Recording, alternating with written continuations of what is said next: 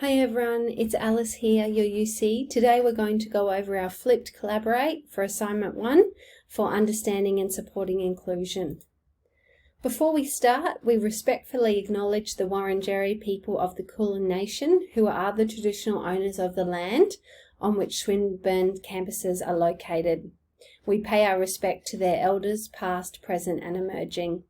We are honoured to recognise our connection to the Wurundjeri country, history, culture and spirituality through these locations, and strive to ensure that we operate in a manner that respects and honours the elders and ancestors of these lands.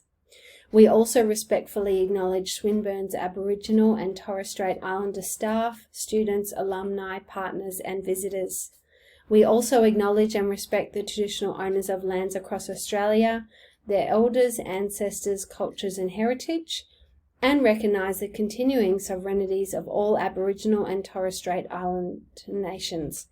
We respectfully acknowledge the diversity of country on which we are grateful to live and learn. Contents. This is our outline of what we will cover in this collab, so let's delve into the assignment details. This assignment is a reflective essay. So we want you to reflect on the information that you have encountered through the unit readings to explain your understanding of the factors that impact on the lives of children with additional needs and their families. We want you to critically think about your learning and develop a deeper understanding of the complex sociocultural factors and theoretical perspectives around disability, diversity, additional needs and inclusion. You will discuss how these factors and perspectives impact on the lives of children with additional needs and the people who care for them. Now, it's important to think about these 4 key questions, which might help you to start some self-reflection in writing this assignment. So it's important to consider what you understand about the historical developments of inclusive education in Australia. What do you understand about the policy documentation that underpins educational practice? What do you understand about the impact of the historical developments and policy documentation on contemporary practice? And based on your understandings from those questions, what do you believe that educators should do to ensure that children and their families are invited to fully participate in educational settings and the wider Australian society? Here is a sample structure which you might like to use for your essay. So we've got an introduction. It's always just an outline of what your essay will cover. A body, address the key areas in the body of your essay, connecting with a broad view of contemporary policies and practice. Your conclusion is always a summary. Never include any new information in your conclusion. And your reference list, please format this in APA style, and that will cite all references in your work. Now, whilst we encourage you to use the course readings and learning materials in weeks 1 to 4, we do expect you to search for more material when writing your essay. So this means using the Swinburne Library Search to search for journal articles. They are a form of peer-reviewed scholarly text. You're also welcome to look for authoritative non-peer-reviewed primary and secondary sources. So please utilize that. You may use Google Scholar if you're also comfortable with that, but we are looking for reputable articles from scholarly sources. Please note that we do not consider Wikipedia, Psychology Today or dictionary definitions to be adequate scholarly sources for an essay. Please reach out to your ELA if you're unsure. So when we talk about policies, legislation and practice, what are we talking about? So down the left-hand side here, you will see some examples of policies. So we've got things such as Disability Discrimination Act, Equal Opportunities Act, Disability Standards from 2005, the Salamanca Statement. So all these are important policies. This is not an exhaustive list, but rather just a few sample policies so that you can understand what we're talking about. Again, with the legislation, these are just some examples from some different states in Australia. You'll see there's quite a few from Victoria. There's also Queensland and New South Wales. So these are some examples of legislation in action there, and some practice. So we've got the Early Years Learning Framework, National Quality Framework, the Australian Curriculum, and of course IEPs, which are on an individual student level. Now, it's important that you understand the assignment criteria and what is required of you. So I've put the link here for you to go through and read that at another time. So we're going to delve into that in more depth right now, but please do click on that link and read through that yourself as well. So, criteria 1, the overarching criteria is that diversity, inclusion, and additional needs and how they emerged in the educational context are identified and discussed.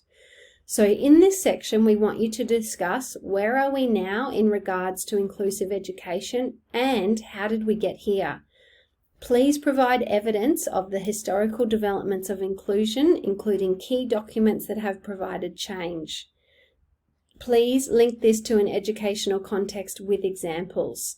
Now, you could do this by discussing perspectives such as how children were treated in light of the medical model, and now how are they treated in light of the social model. Things such as the Salamanca Statement, they have been important for inclusive education, the Disability Discrimination Act, Melbourne Declaration on Educational Goals for Young Australians. So that these are just a few examples of some developments that have been important for inclusion of children with additional needs. Criteria 2, the policies and practices driving change to how children with additional needs are treated in early childhood and school environments and what these policies mean for contemporary practice. So what we want you to do is to research some legislation and identify practices in the school environment.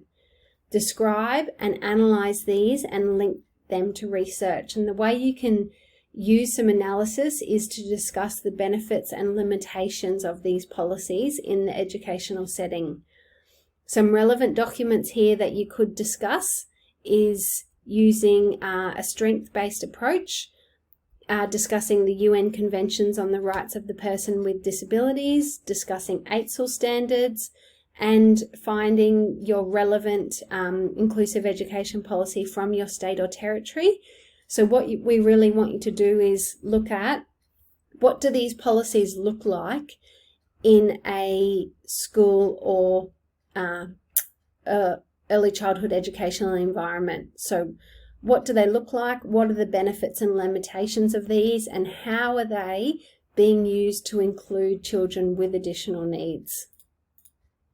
Criteria 3, explanation of the role of the teacher in inclusive contemporary environment. So what we want you to do is to use your self-reflection here on what do teachers have to know and be to enact inclusive educational policies. So please give us some examples here. If you haven't done any pracs of your own yet, that is fine. Please reflect on some positive or negative examples from your own time in primary or high school. Please use literature and your own experience to reflect on the challenges that teachers might face in their role of enacting inclusive education. Think about what does the literature and your own experience tell you are the benefits of the teacher's role. So we're really looking at that on a classroom level there. Criteria 4, pedagogical approaches and practices that support children and their families. So here we're concerned with what do teachers have to do day to day to meet the requirements of inclusive educational policies. What does literature, research, or educational theory say about the practices that teachers should use or do to meet the requirements of inclusive education policies? So some good things to consider here would be Bronfenbrenner's work, because he considered the value of working closely with families. So that's working family-centered practice is an important pedagogical approach. IEPs on a student level. So that's important for teachers to utilise these to meet the requirements of inclusive educational policies. Working with external therapists and support services.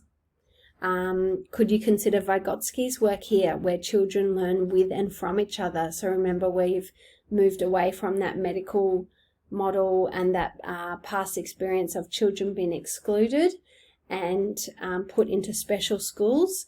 Now we're looking at the social model where children are integrated together. So consider Vygotsky's work there. Can you make relevant curriculum links? So consider Early Years Learning Framework, National Quality Framework, and ACARA. And down the bottom there is a link to the Australian curriculum. You might find that handy when doing some research for your assignment there. Criteria 5. This criteria is all about the expression of your assignment. So please, if you don't already please get into the habit of giving your work a title page. That's really handy for us as the markers, because we know if another student has put their work in your submission spot, or perhaps you've uploaded the wrong assignment. So that's something that's just really good practice to get into. We're looking for your self-expression. Have you expressed yourself clearly? Please check your spelling, grammar, and punctuation. Could you ask a friend or family member to proofread your work for you, or try reading the whole thing out loud? That often picks up a lot of errors.